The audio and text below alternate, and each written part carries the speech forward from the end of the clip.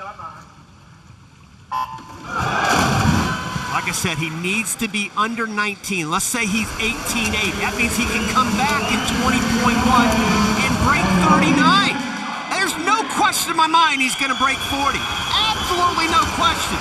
Half body length lead already, the first 50. Here he goes, 18.9. Right on it. Right on it, 18.9. But he's got to be back at 20 flat. It's that simple. He's got to be back at 20 flat. That's 18.9. That would have been fourth in the 50 freestyle alone, and I was on the feet. Here comes Dressel. 37, 38, 39. He did not, but he breaks 40. Caeleb Dressel is arguably the greatest sprinter the sport of swimming has ever seen. He holds the world record in the 50 free, 100 free, 100 butterfly, and 100 IM in the short course meters, and of course in yards. He is absolutely a monster. And in this video, we're gonna break down Caeleb Dressel's impressive 39.90 100 freestyle, the first guy ever to go sub 40. Let's get right into the analysis. We're gonna start out by watching his start right off the blocks. Absolute beast. Look how deep he goes underwater, and he is way ahead of the rest of the field just on the breakout stroke. We're gonna go ahead and watch the race from the beginning. Let's go ahead and rewind. Here we go, keep an eye on him right there. And he is automatically ahead of the field, breaking out, clear as day in front of everyone. And he is a monster on the way out, going 9 low to the feet. As you can notice, he is so consistent in every single 25 of this race, and he's able to go out in an 18.96. Absolutely flying. I mean, heck, in that time, he would have been ranking in the 50 freestyle if it were an individual event. And when we're watching him swim, notice how high he's riding on top of the water. He uses every single wall as an opportunity to propel himself further and faster underwater, better than everyone else in the field. It's no doubt that he's able to continue and maintain his lead. We're gonna go back through this race and we're gonna watch a couple elements in slow motion actually, just because it is so impressive to watch what he's doing. Right off the block, I did mention how he is already ahead of everyone. So he's in that pink swimsuit. And if you notice, if we were to draw a line, it's hard because of the camera angle, but he is just relatively even, but he's entering the water with more velocity. And you can actually see how he's doing that because he's entering the water with more speed. He has more altitude, hard to see on this angle, but it's very obvious once he hits the water how much more speed he's able to carry. Let's see if I can find a good spot. This is the breakout. I mean, look at where 15 meters is, and look at where he is, and then look at where the rest of the field is. So he's clearly a little bit, more than ahead of everyone just on the underwater dolphin kick. And this is the 100 freestyle. So if we fast forward, I'm gonna put this in slow motion actually, put it at 1/4 speed so you can see it. He is going into the first 25, and keep an eye on the clock. Oh, I apologize, it's actually out in under 9 seconds to the feet on that first 25.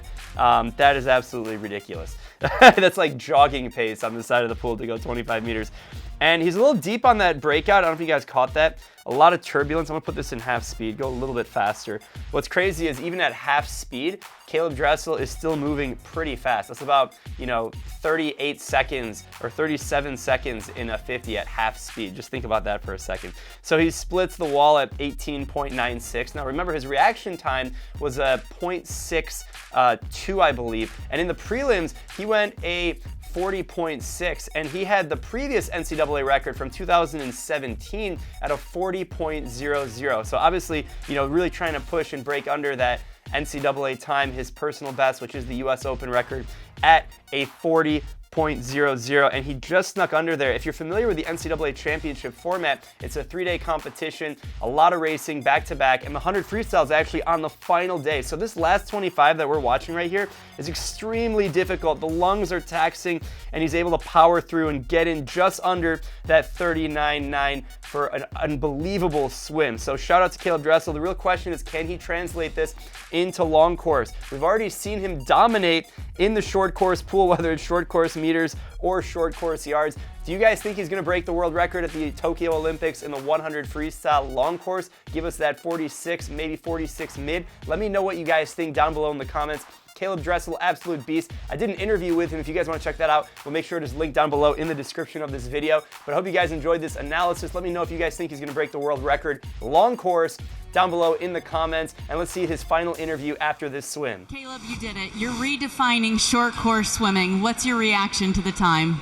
I'm happy with it. I got one more race, and that's my focus next, but happy with the time. It's a hard meet, but just gotta keep on going. I know your coaches are so important to you. What piece of advice did you find most helpful before the event? Troy said, don't try to be fast, just be fast. So that's what I tried to do. Last individual title, what does it mean? It means everything. I'm so glad to represent the school that I do. I love these guys to death. And also be in Gainesville for the rest of my career. So I got a lot of years to look forward to.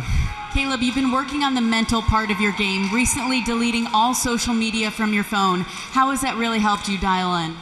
I really think that's the difference between my races here.